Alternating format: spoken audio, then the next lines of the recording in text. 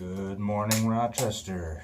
You're listening to Outside the Echo Chamber, the Liberty Talk Hour on Rochester Free Radio, WRFZ 106.3 FM. The Liberty Talk Hour with Kevin Wilson. And a ham sandwich. Yep, that guy. And Sean Phelan. Yep. Sean Phelan this morning. Nope, today I'm identifying as a ham sandwich. You can identify however you want. No judgment, Sean. Really? I Yeah. can do that? Okay. Yeah, go ahead. All right. No. Just throw some mayo on me, I'm good. Pass. Hard pass. Do that yourself. In the privacy of your own home. Oh, boy. Good morning, folks. Welcome to this, Rainy. apparently, this rainy and strange Saturday morning. Yes. Liberty Talk Hour. Yeah, it's a new day, folks. It's a whole new day because America's not great anymore. You know that? Yeah. I don't know. Not in Cuomo's Not view. in Cuomo's world. Guys, if you didn't hear about this, Andrew Cuomo, in what may be, I don't know, we'll see how it plays out, but it may be a career-destroying gaffe for him. Oh, we could only hope so. Yes. Fingers crossed. It sounds like we're not Cuomo fans, doesn't it? Yeah, I don't know. It's Now, so what he said, and I left my flash drive with the audio clip at home, but he said is America was never great. We don't need to make America great again. America was never great. in many ways, I actually have to agree with him. Yeah. You know, because when you say America's great, make America. Let's take Trump for example. Make America great again. For who, and when? You know, sure, if you were rich and white, it was fantastic. But if you were not rich and white, yeah, it pretty much sucked at points. You know, and yeah, it's had its ups and downs. All right, let's go Occupy Democrats. Come on. No, it was, to me, it's such a monumentally bad thing to say. Like, for both from a political perspective and from an accuracy perspective. And I think you do have to qualify, like, what aspects of America you do think are great. Because I think, Larry Sharp, who's the guy running for governor of New York in the Libertarian Party, said it pretty well. He's like, yeah, America's great. America's amazing. Is it perfect? No, I never said America was perfect. And that's what makes America great, is that each generation we strive to make our country better. Mm-hmm. Don't always hit the mark, Right. but each generation we strive to make our country better. And we try to improve things. We try to expand freedoms, and we try to make a country that is a better place. Again, we miss the mark often, Except if you're a social democrat. Right. Socialist democrat. Yeah, then you're not making the country great. No, But that's not helping at all. No, but so I think Larry's on point where he's like, yeah, no, it's a great country and things are good, and I think that what he says is that we need to continue expanding the liberty that people are able to enjoy, and that helps us prosper. Now, what Andrew Cuomo said is he's trying to score points among his left base by trashing Trump, and we'll see if this political strategy works out for him. I'm skeptical. I think that most of Middle America, most of the people who show up and vote, even the Democrats, don't want to think that America isn't great. They think America's great. They're patriots. They want to believe that we have a good country. I see the point he tried to make, and he walked it back now. I don't know if you saw that. Yeah, I saw it. Said it was inartful, which is an understatement. Yeah, it's like, Cuomo, why don't you just cut the BS and get to the point and say, look, I'm sticking my hat in for presidency, That's so exactly obvious. what he's doing. He's running for president, and he was trying to bash Trump, and he ended up bashing America. So expect that in the primaries to be played in ads over and over and over again. America is not great. Yeah, it's never great. And and of course, saying that in the highest taxed state in the nation, that doesn't really go hand in hand very well. No. It's not, and so just talking about this to your point, because I get the point that I think he was trying to make, is that there is in Make America Great Again, in Trump's whole thing, there's a level of nostalgia involved with a picture of America that was inaccurate and imperfect, and not great for a lot of people. It really wasn't. Not as Right. great as it could have been for a lot of people. Now, the United States, throughout its history, may have been a better spot than many other places in the United States, and it may have been the best place if you were from a certain background or you had a certain level of, wealth or for your gender. Mm-hmm. But there's actually an argument in libertarian circles about this a little while ago, and I won't get into the weeds too much, but the Foundation for Economic Freedom, they wrote a letter saying, like, America was at peak. What was he liked America in the late 19th century, right? That he thought that was America at legally one of its most free, even though there were all these problems. And he listed them, and he said, here there were a lot of issues here, but legally this was at its most free. So you're talking post Civil War, pre 1900. Yeah, pre, the expansionist stage. Right. So there's even during that time period, they talked about, like, look, there were problems. They're like, a lot of women couldn't vote.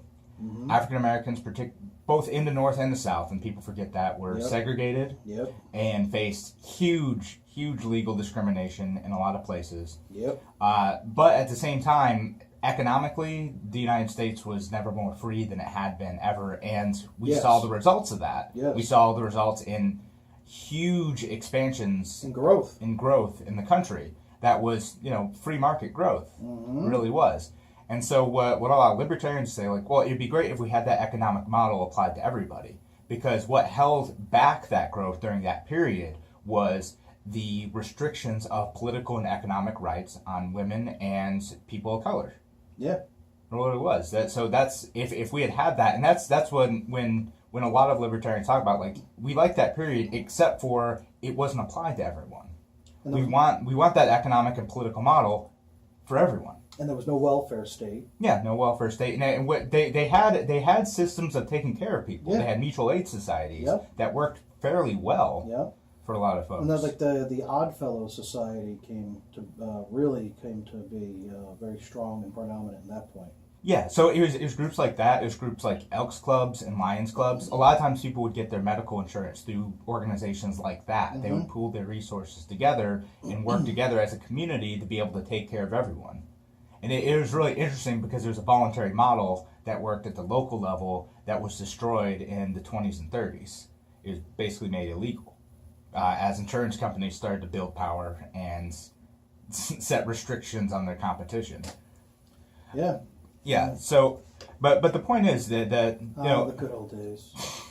Exactly. The point is, though, like, I'll say this, and I don't always like the nostalgia of conservatism. I think there's a lot of problem with that when people are like, we need to go back to the days of the founding fathers, because we always want to over-explain things as libertarians, and I'm going to do that now, is you have to qualify it, right? Like, there are all these times, and it's like, in the 18th century, there was America, 18th and 19th century, America's like the most free nation on earth. Yeah.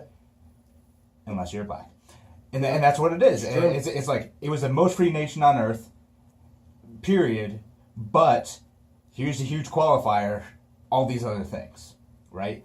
And that's great, and we shouldn't look past that. We shouldn't look past the radical liberal tradition that is the United States and has always been the United States. And then you can still say, yes, there are imperfections, and we need to always continually improve upon those within the broader, and I'm saying broad, small L liberal tradition. Right. And that's liberal as in not opposed to conservatism or progressivism or libertarianism. Broad liberal tradition. That the individual unit is the individual person. That's what's most important. That having that freedom to be able to express yourself and live your life and act politically on your own is what is the core value of the republic that we've set up. Right. So, and I think that's what, again, makes America great, is that system, that core ideology that runs through all of the main ideologies that are still dominant in the United States is that. And we can acknowledge the greatness and the radicalness of that notion while also saying that America's imperfect. And I think Andrew Cuomo wanted to make that point. He wanted to say, well, look, Donald Trump is wishing for a time when there are still all of these huge problems, and that's a problem because he doesn't acknowledge how problematic the 1950s and 60s and 70s were for a lot of people. And I would agree with that. Well, it's in human nature to say, oh, the good old days. The good old days weren't that good, and there was good and bad. I mean, for me, I grew up in the 80s, the early 80s, late 70s, and, oh, yeah, it was so great, Yeah, gas lines, inflation, the rapid Cold growth Cold of War. the welfare state, the war on poverty. Exactly. I mean, there war on drugs that failed. War on drugs, yeah. There are all these things that happened that were huge problems for me, like that I think were huge problems, that I think were mistakes in what government had done, in addition to the stuff that Andrew Cuomo was referring to when he's talking about segregation and discrimination and like the pre-second wave feminism that happened in the 60s and 70s. Like that, all this stuff was a problem, and if you're looking through it through a nostalgic lens, you're like, oh, things are great. But guess what? America, now that we've lifted a lot of economic restrictions that were in place in the 50s, 60s, and 70s, we're starting to peel back the war on drugs. We're starting to peel back gun restrictions. Actually, we're actually pulling back more on gun restrictions in general, not in New York State though. But all these things were in place in that era, and now that we are 60 years out from the era that a lot of people have nostalgia for, we're better off. We're like, the data is very clear that like generally we're better off. Right, like crime rates are down. Yeah. General violent crimes are down. But if you live in Chicago, exactly, that doesn't really apply. Nope. It doesn't apply today, and part of the issue is just the way the government is set up in Chicago. I got into it with a guy on Twitter this week about the unemployment rate, and he was actually trying to tell me that the unemployment rate is accurate, and I'm like, how is it accurate when, if after you've exhausted your 6 months of benefits, you're no longer counted as unemployed? How is that an accurate number? Yeah, so that's always the tricky part about unemployment rate, right? And the Obama administration constantly tried to spin it too. Mm-hmm. They're like, oh, look, the unemployment rate's this, and we'd be like, well, no, you got to look at the workforce participation rate, because when you look at the people who are able-bodied, the right age to work, not of retirement age, 18 to 65. Yeah, exactly, and they just aren't looking for jobs. They're considered discouraged workers. That rate was and still is alarmingly high. Although it is starting to change a little bit. I don't know that's not really Obama or Trump's doing. Yeah. It's way bigger factors in the economy, and I know we go into the whole trade thing, and I think that's going to screw everything up. But I don't want Obama or Trump to take credit for that. It's not really in their control. But yeah. No, I was gonna say I feel that Rochester has about a 40% unemployment rate, and according to our records, it's only supposed to be 7.7 or so. Yeah. And heck no. I mean, I've got a friend of mine who just came up here about 3-4 months ago. 20 years experience in the insurance industry.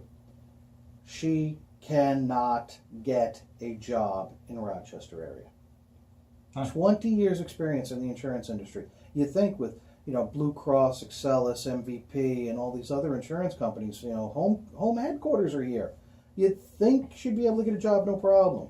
No. Yeah. Well, I mean, that's an interesting thing, because what's happening with a lot of these companies is that they aren't willing to hire at the rates that employees are looking for. Well, yeah, she's even lowered that, Yeah, right. To make herself more marketable. So no, and I'm not saying that's like your friend's fault either. I'm saying like some of the companies like, oh, we can't find anyone. We're offering a generous $7 an hour. Exactly. Well, And you're supposed to be happy you get that job, Yeah, it's like, what? If some companies say they're having trouble finding workers, and then some workers are like, no, we tried to apply for this job, but I don't want to apply for this because I know I have been able to make this level of income before, and now these companies won't offer that. So I mean, some of the companies out there are screwing up because they're just not willing to put in the investment in their workforce to be able to get people in. So it's not merely a government problem. It's a like an economic problem that goes beyond that, because there are a lot of issues that cause the workforce participation rate to be much higher than it needs to be because of government, and then there are some kind of corporate culture reasons why that's happening too, and that's an issue. And I think as companies start to see the writing on the wall and be like, well, we have all these like people out here who are willing to work, and we need people so to grow our companies, so why not start to bump up the wages a little bit? You'd think Rochester area would be prime for a major company to come in and open up shop. There's just so much labor, and it's highly educated labor people here, But thank you, Cuomo, and all those restrictions and taxes. That's what it is. Well, you see, what you got to do, guys, these companies, because I'm sure there's people listening nationwide. Yeah. Internationally. Yeah, internationally, yeah. So what you got to do is you got to get Cuomo to bribe you to come in. That's the key. Yep. I mean, you gotta hope it's not one of those situations where the person who does the bribing on Cuomo's behalf is going to jail, because that's gonna make you look bad. Yeah. But well, if you can get one of those good bribes, to get 10, 20, $100 million to come in, set up shop, create 5 jobs, and over 10 years, then you're gonna be all set. That's your golden ticket. It's. And if they don't do that, then it's tax incentives. I heard that the Amazon package was 20 years no taxes. Yeah. No state taxes for 20 years. Sweet deal. Where do I get that? And how did we lose to that? That was a loss situation no matter what. Yeah. No, I mean I think we had talked about it before. I don't. That might have been a Pyrrhic victory. Yeah. We got him in, and it would have put a lot. Maybe it would have brought in a lot of other industry, but it would have also put a lot of strain on the community too, just because of the amount of incentives that they were offering. Mm-hmm. Would have been interesting. So that's a pipe dream that doesn't happen. I mean, what's going to have to happen in the city of Rochester specifically, but also in New York State, is kind of getting to the notion where we want to grow all these small businesses that are able to build up incrementally, embed themselves in the community, help build up infrastructure around those businesses, and be able to grow in an organic way, instead of big flashy projects that make for awesome ribbon cuttings, because that's what our politicians love to do. So you mean reestablishing the hemp industry in New York State? Hey man, that would be a good start. Yeah. Just let them go. Regulate it like onions. And for those of you that don't realize, hemp back in the 1700s, the late 1700s, was a mandatory crop that you had to grow, and hemp makes the best rope. Yeah. A lot of people don't realize that. They think, it makes great hemp rope. is marijuana. No, it makes the best rope. And industrial hemp doesn't make good THC marijuana. Like it doesn't. So. And it's good for rope products. It's good for plastic products. Clothing products. Very durable clothing. Yeah, there's a lot of great uses for industrial hemp that we're just trying. Like, what's happening in New York State is basically the Cuomo administration is slowly doling out permission to do it, which is the worst way to do it, because what it does is it helps people who are well connected be able to start to build an advantage in the industry, instead of just opening it up all at once, so that your like random entrepreneur who has a bit of energy and grit can start up. Now, once it does open up, these companies that got permission already are going to be starting at a huge advantage, which means that it's harder for the smaller entrepreneur to break into the market. You think they'd learn from like the Oklahoma land rush, they used to, you sign up, they give you a stake, and you run out there and you drive that stake into the ground, and that is your area. You get the 10 acres or whatever it was, allotted. And, there was a mad rush. It wasn't meted out in pieces to the elite first, and then, the connected. And, it didn't work that way. It was everybody ran out there and grabbed some, and, hey, it worked, It worked quite well. until the Dust Bowl. Yeah. But that's another story. Unless you're Native American, didn't work out super great for you then. Yeah.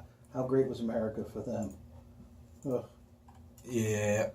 Don't even. So, but I don't know. It's just it's so hard when the powers that be just don't see the light of the common man. You know, they're so disconnected. I mean, here I go again on my whole nobility class that we seem to have, and Cuomo exemplifies that. I mean, he's clearly from this nobility class that is just completely out of touch. Yeah. I mean, wrapping up the Cuomo thing, going full circle, and him saying America was never great. I mean, you look at Andrew Cuomo, his grandfather was an Italian immigrant, came over here. His father made a success of himself, was elected governor of New York as the son of an immigrant. And Prince Andy now is taking that for granted. And it's sad. It really is. Like, the New York State had provided so many opportunities for him, and he's crapping on that. And I think voters are going to respond accordingly. I really like what's going on. I really like that Cuomo put his foot in his mouth. I really like that he's going to debate Cynthia Nixon. The more the Democratic vote will fracture, the better it is, I think, for any third party candidate at this point. Yeah. Because Molinaro's not even in the, he's not even there. Who? Yeah. Marky Mark? Marky Mark, yeah. He's not even there. And with if those of you unaware that Larry Sharpe appeared on Kennedy on Fox Business News this week, and that's national exposure. That was fantastic, and I think Kennedy really liked him, and I think it's going to be the first appearance of many before the election, and I think that this could be really the great thing. I mean, if you're out there and listening and you're a voter, this is your perfect opportunity for an internal revolution, right through the ballot box. You can vote a third-party candidate into office because the Democrats are too fractured and the Republicans aren't strong enough in this state. Absolutely. All right, on that note, we'll take a quick break and play some Zeppelin for you. Yeah. And we'll be back in a few minutes.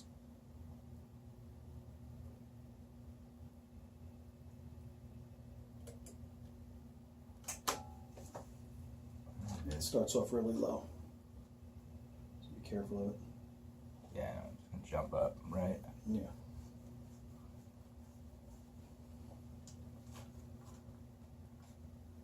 Trying to watch the monitor to make sure.